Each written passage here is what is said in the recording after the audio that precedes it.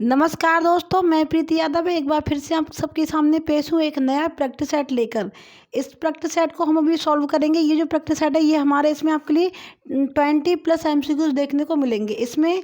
और इसमें ये सारे क्वेश्चन है वो होंगे अंग्रेजी हुकूमत समय का भारत, यानी जब हमारे इंडिया में भारत में अंग्रेज़ों का शासनकाल चल रहा था उस टाइम पर इसके सारे क्वेश्चन आपको देखने को मिलेंगे, उसी से सारे क्वेश्चन रिलेटिव होंगे। तो चलिए दोस्तों, टाइम को वेस्ट ना करते अपने क्वेश्चन की तरफ बढ़ते हैं। जैसे कि हमारा पहला क्वेश्चन जो है, उससे पहले अगर आपने अब तक हमारे चैनल को सब्सक्राइब नहीं किया तो प्लीज़ सब्सक्राइब कर लीजिए और बेल आइकन को भी प्रेस कर दीजिए ताकि आपको हमारे चैनल की आने वाली हर वीडियो का नोटिफिकेशन टाइम से पहुंचे। चलिए दोस्तों, हमारा जो आज का पहला क्वेश्चन है, लॉर्ड वेंटिक ने 1 मिनट, लॉर्ड वेंटिक ने सती प्रथा रोकने का कानून कब अपनाया? इसके ऑप्शन है यहाँ पर 1829 ईस्वी में, 1856 ईस्वी में, 1818 ईस्वी में या फिर 1817 ईस्वी में। जो लॉर्ड वेंटिक थे उन्होंने सती प्रथा को रोकने के लिए ये जो कानून था वो कब बनाया था हमारे भारत में?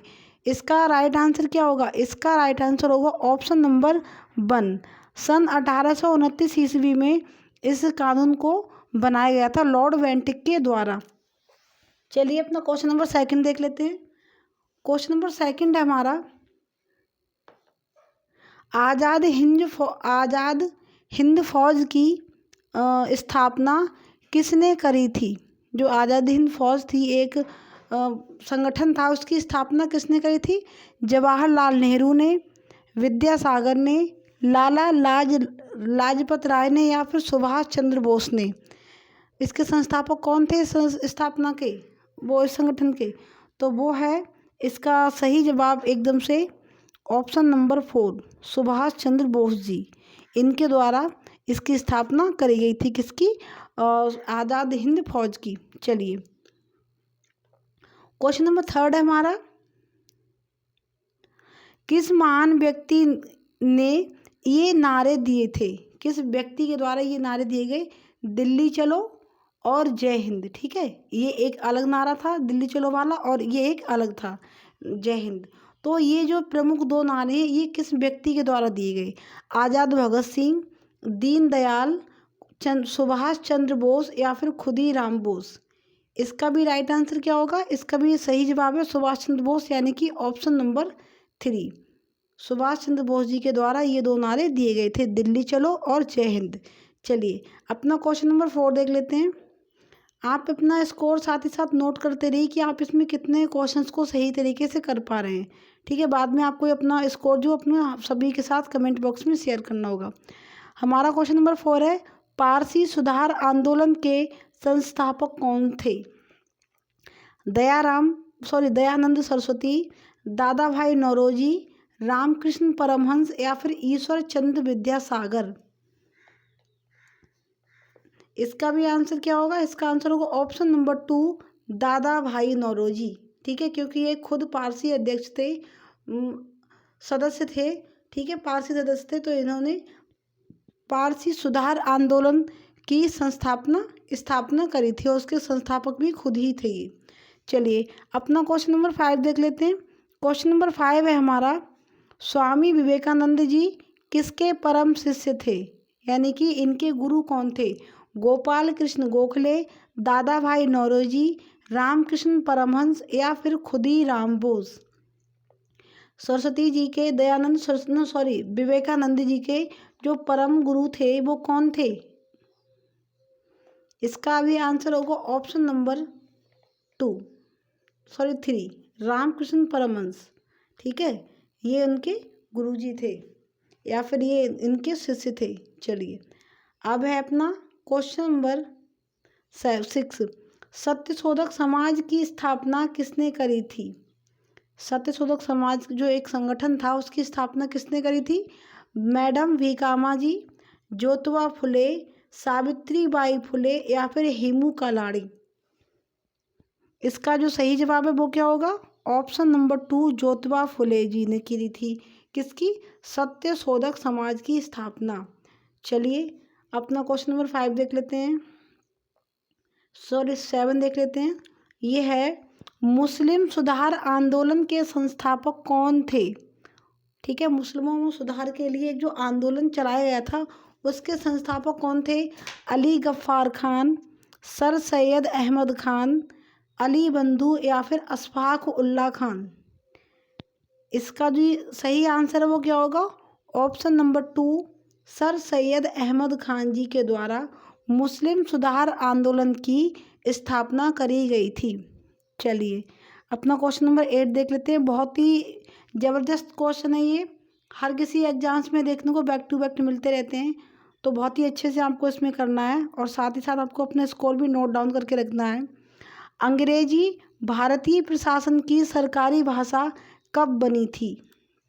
हमारे भारत में अंग्रेजी जो भाषा है वो भारतीय शासन प्रशासन की सरकारी भाषा कब बनी? सन 1825 ईस्वी में, 1835 ईस्वी में, 1845 ईस्वी में या फिर 1855 ईस्वी में?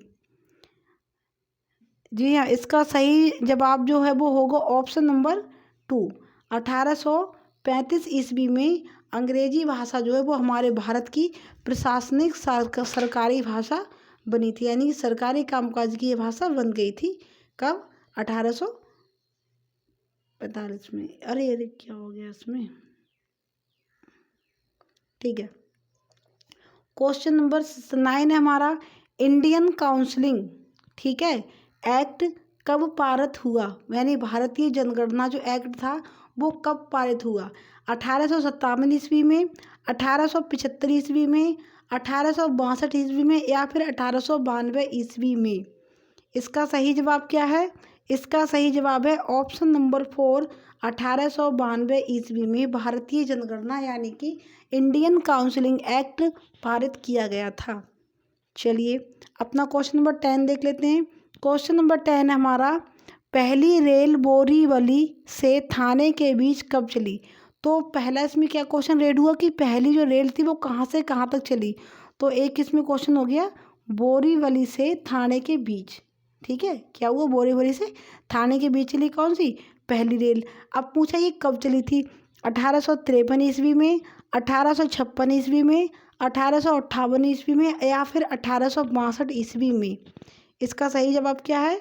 इसका भी सही जवाब है ऑप्शन नंबर 1, 1853 ईस्वी में, ठीक है। ये पहली रेल जो बोरीवली से थाने के बीच चली थी। चलिए यहाँ तक क्या आपके क्वेश्चन रेडी हो गए?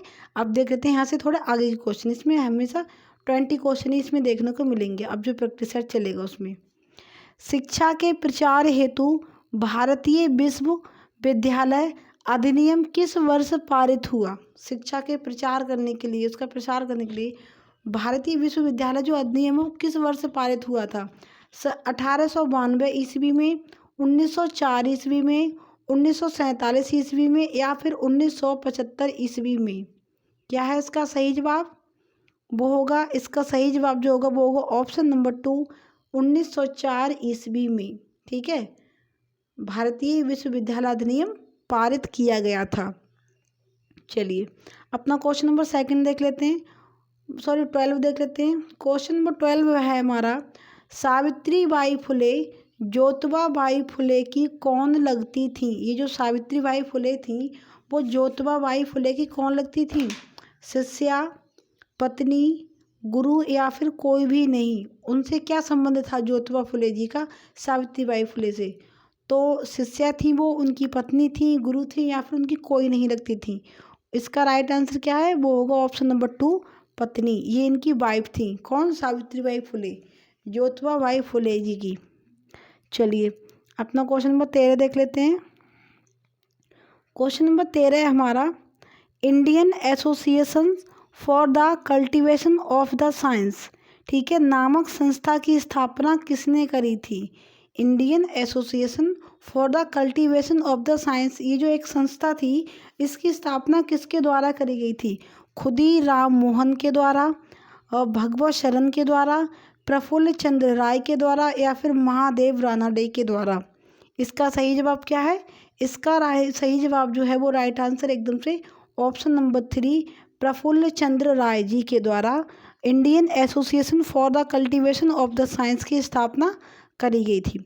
चलिए आई होप आप इसमें क्वेश्चन में बहुत ही अच्छा स्कोर कर पा रहे होंगे। क्वेश्चन नंबर 14 है हमारा, 1857 ईस्वी की क्रांति के लिए कौन सी तिथि निश्चित की गई थी। जो 1857 ईस्वी में जो क्रांति आई थी उसके लिए कौन सी तिथि निश्चित की गई थी। 4 मई 1857, 21 जून 1857, 15 सितंबर 1857 या फिर 31 मई 1857। इसका सही जवाब क्या है। इसका सही जवाब होगा ऑप्शन नंबर 4, 31 मई 1857। ये जो तिथि है ये तय की गई थी 1857 की क्रांति के लिए। चलिए अपना क्वेश्चन नंबर 15 देख लेते हैं। बहुत ही बढ़िया बढ़िया क्वेश्चन हमने इसमें डाले हैं। एकदम से ऐसे क्वेश्चंस हैं जो एग्जाम्स में आपके फंसने ही वाले हैं। ऐसा नहीं है, चाहे वो कोई सा भी एग्ज़ाम हो, ऐसा नहीं कि किसी एक एग्ज़ाम के लिए ही क्लास है, सारे एग्ज़ाम्स के लिए क्वेश्चन है ये इसमें। तो अपना अगला 15वां क्वेश्चन है हमारा, बहादुर शाह द्वितीय की मृत्यु किस स्थान पर हुई थी। जो बहादुर शाह द्वितीय जो एक वो शासक था, मुस्लिम शासक था, उसकी मृत्यु किस स्थान पर हुई है। कानपुर में, पटना में, रंगून में या फिर लखनऊ में। इसका सही जवाब क्या है। इसका सही जवाब है ऑप्शन नंबर 1। कहाँ पर हुई है। कानपुर में। कानपुर में इसकी मृत्यु हुई थी बहादुर शाह द्वितीय की। और बहादुर शाह जफर जो था उसकी मृत्यु कहाँ हुई थी। उसकी मृत्यु हुई थी रंगून में। किसकी। बहादुर शाह जफर की हुई थी रंगून में। और बहादुर शाह द्वितीय की मृत्यु कहाँ पर होती है। वो होती है कानपुर में। तो इसका जो राइट आंसर है वो होगा कानपुर। ठीक है। अब देख लेते हैं अपना क्वेश्चन नंबर 16। क्वेश्चन नंबर 16 है हमारा, ऐसा कौन सा मुगल बादशाह था। 1 मिनट, ऐसा 1 मिनट दोबारा से देखते हैं 1 मिनट। ठीक है, ये क्वेश्चन हमारा, ऐसा कौन सा मुगल बादशाह था जो शराब को छूता तक नहीं था। यानी ऐसा कौन सा एक मुगल शासक था जिसने कभी शराब को हाथ भी नहीं लगाया। औरंगजेब, जहांगीर, बाबर या फिर शाहजहां। इसका सही जवाब क्या है। इसका सही जवाब है ऑप्शन नंबर 1, औरंगजेब। इसने कभी भी शराब को हाथ भी नहीं लगाया था। ठीक, चलिए अब देख लेते हैं अपना क्वेश्चन नंबर 17। क्वेश्चन नंबर 17 है हमारा, ऐसा कौन सा मुगल बादशाह था जो हमेशा शराब के नशे में रहता था। इसके फिर से ऑप्शन वही हैं वापस, औरंगजेब, जहांगीर, बाबर या फिर शाहजहां। तो इसका तो राइट आंसर होगा वो क्या होगा, ऑप्शन नंबर 2, जहांगीर। ये जो हमेशा था शराब के नशे में रहता था, ये जहांगीर था कौन। ये अकबर का पुत्र था। क्या था। अकबर का पुत्र, जिसे सलीम भी कहकर बुलाते थे। ये वही सलीम था जो शराब के नशे में हमेशा रहता था।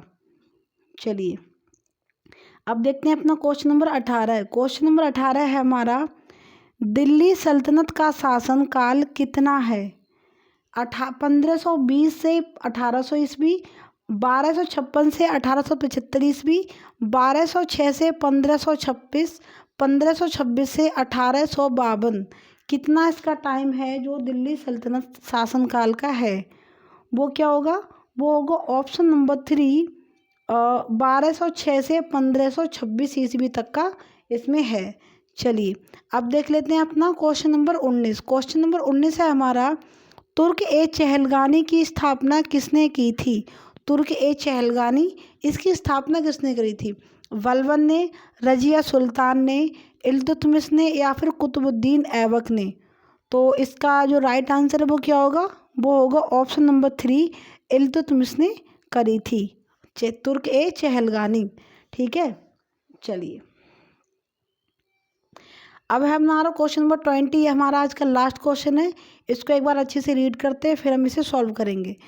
और ये है कुछ इस तरीके से, दीवाने अर्ज की स्थापना तथा नौरोज प्रथा का आरंभ किसके द्वारा शुरू किया गया था। नौरोज प्रथा और दीवाने अर्ज की स्थापना किसके द्वारा शुरू की गई थी। कुतुबुद्दीन ऐबक के द्वारा, अलाउद्दीन खिलजी के द्वारा, गाजी मलिक के द्वारा या फिर बलबन के द्वारा। इसका जो राइट आंसर है वो आपके लिए कमेंट बॉक्स में बताना होगा। आप लोग कभी भी आंसर रिप्लाई नहीं करते हो। प्लीज़ अगर आपको क्वेश्चन का आंसर पता है तो आप इसका आंसर भी कमेंट बॉक्स में बताया कीजिए कि क्या इसका सही जवाब होगा। और अगर आपको हमारी क्लास अच्छी लगी तो आप एक प्लीज़ लाइक कर सकते हैं। इतनी मेहनत से एक वीडियो को रेडी करते हैं आप लोगों के लिए, तो आप एक लाइक कर दीजिए। और बाकी चैनल को अगर आपने अब तक सब्सक्राइब नहीं किया है तो आप सब्सक्राइब कर लीजिए और बेल आइकन को भी प्रेस कर दीजिए, ताकि आपको हमारे चैनल की आने वाली हर वीडियो का नोटिफिकेशन टाइम से पहुँचे। और बाकी ऐसे ही हम प्रैक्टिस सेट डेली डेली लेकर आते रहते हैं, तो आप जुड़े हैं तो आप अपने दोस्तों को भी प्लीज़ इस चैनल से जोड़िए और थोड़ा सपोर्ट कीजिए। मिलते हैं अगली क्लास में, तब तक के लिए जय हिंद, जय भारत।